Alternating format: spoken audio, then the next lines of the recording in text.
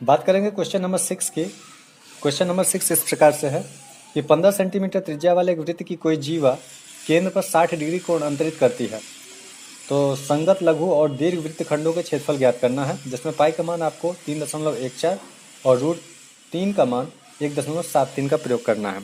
तो सबसे पहले एक चित्र बना लेते हैं। ये एक हमने वृत्त खींच लिया है, इसमें कोई एक जीवा है। ये जब जीवा इसको काटती है तो ये इस वृत्त के दो भाग हो जाते हैं। एक भाग ये हो गया, जो भाग छोटा है तो ये लघु वृत्तखंड हो गया, और ये जो बड़ा भाग है ये दीर्घ वृत्तखंड हो गया। तो हमको संगत लघु वृत्तखंड और संगत दीर्घ वृत्तखंड दोनों का ही अलग अलग क्षेत्रफल ज्ञात करना है। तो और ये जो जीवा है, साथ ही मान लिया कि यहाँ पे कोई केंद्र है, तो केंद्र पर ये क्या करती है, 60 डिग्री का कोण अंतरित करती है।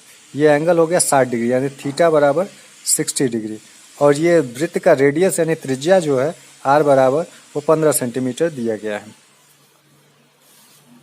तो क्वेश्चन 6 में जो कुछ मेंशन किया गया है पहले हम उस चीज़ को लिख लेते हैं। तो r की वैल्यू आपको दे रखी है 15 सेंटीमीटर, थीटा का मान आपको दे रखा है 60 डिग्री, और इसमें जो है आपको पाई का मान जो रखना है वो 3.14 और रूट 3 का मान जो होगा 1.73 रखना है।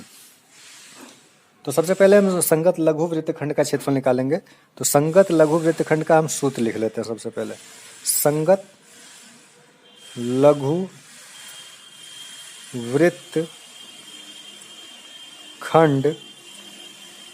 का क्षेत्रफल बराबर होता है r² pi theta by 360 minus 1/2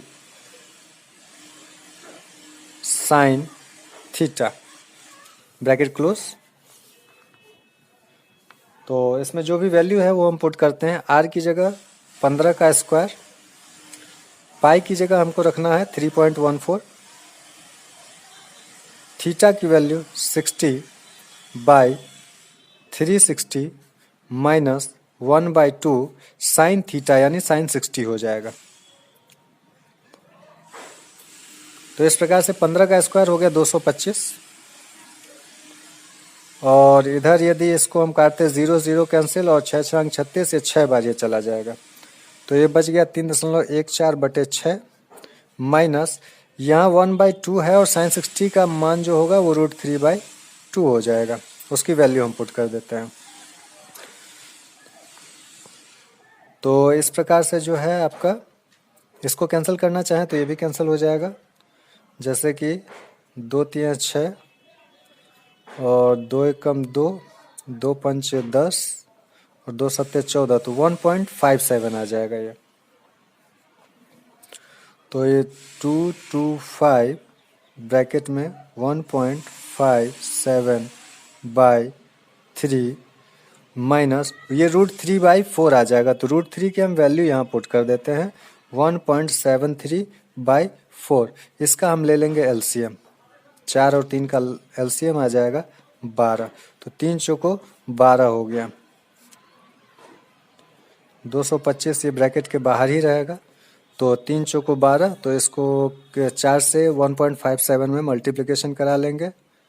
तो 7 चौ 28 की 8 हासिल 2, 5 चौक 20, 2 22 की 2 हासिल 2, और 4 एकम 4 और 2 6, 6.28 आ जाएगा। 6.28 माइनस 4 3 12, 3 से इसमें मल्टीप्लिकेशन हो जाएगा 1.73 में।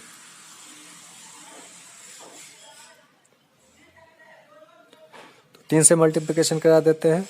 तो 3 3 9, 7 3 21 के 1 हासिल 2, 3 एकम 3 और 2 5, ये 5.19 हो गया, 5.19।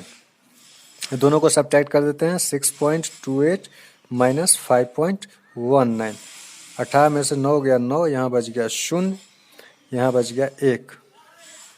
तो 225 और ब्रैकेट के अंदर बच गया 1.09/12। ठीक है, अब इसका मल्टीप्लिकेशन कराना, तो इसके मल्टीप्लिकेशन के लिए हम थोड़ा कैलकुलेटर का इस्तेमाल कर लेते हैं ताकि जल्दी हो जाए।